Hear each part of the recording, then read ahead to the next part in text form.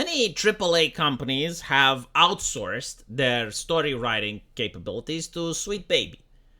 And when you look at some of the games that they influenced, such as Gotham Knights, Suicide Squad, Dark Alliance, video games that have successfully flopped, you wonder, like, with such a resume, why on earth do companies still hire them?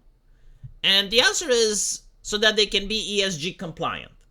I'm pretty sure all of you know by now that ESG stands for environmental social governance, and they offer some of the best loans on the market. If you want to get some good investment, then by being ESG compliant, you can get access to this cash.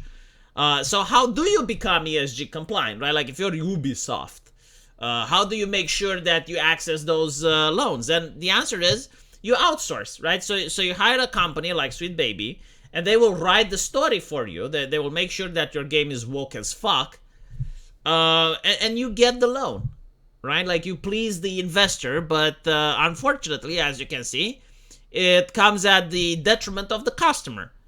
Because Gotham Knights is notoriously for having a bad story and bad character design and whatever. And as you can see, like none of these games are famous. Like not a single one of these games has memes of it on the internet or is something that people recommend to others that they should try. And yet Sweet Baby, time and time again, still manages to find more customers. Because what they are selling is ESG compliance. They're not actually selling good stories, right? So it's gotten to the point where you have now a Steam Curator, which started yesterday. It's already having close to 3,000 followers. And what they are doing is like they're looking at video games and they're letting people know that they do not recommend this game because it's got Sweet Baby in it. And again, like if you play games from Sweet Baby, you know what to expect. You get women that look masculine. You get fan disservice at every corner of the game. You get characters that lecture you about social justice issues. You get complete disrespect for the intellectual property and the lore. So many people want to avoid this, you know, because like video games are becoming expensive nowadays, and not everyone can afford to spend money on stuff that they won't like. And I love it. It's like they're basically saying, okay, this game, it's mentioning in their last update that they decided to involve Sweet Baby. Here is proof. Gotham Knights, it's in the credits. Proof, this website, this game journalistic outlet wrote about it, and they say that Sweet Baby is involved in Shadow Gambit. Do not recommend.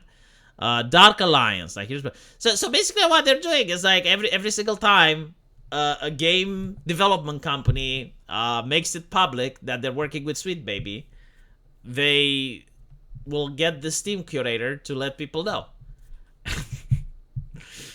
Some individual said, oh, it's only a matter of time until this curator gets banned. I don't think so. Like Steam isn't that political. Like it's not Nexus Games. If this was on Nexus Games, it would have gotten banned.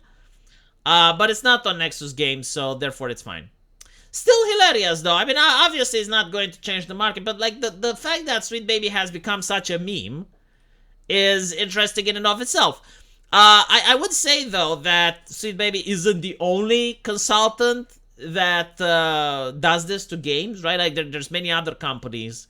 It's just that this particular one had the misfortune of getting found out, I guess. And the reason they got found out is that they were bragging about it. Like they were going out in public and they were bragging about it and giving sass to gamers and consumers and acting like they're God's gift to gaming. So people started looking in who they are and what games did they influence. And they couldn't find a single one that was actually good. So the post went up on 4chan. For a couple of years, no one noticed. No one took care of it. And then more recently, I guess with Suicide Squad, which was an astonishing failure, that's when people went like, oh, who is this company? Wow. And my God, like they have some of the worst things. Because like, again, like they go out in public and they say it and they're explaining exactly like how they're censoring and what their standards are. And it's like, you're like, Jesus fucking Christ. Like you start crossing yourself when you hear it. But anyway, this was hilarious when I saw it and I wanted to share it with you guys.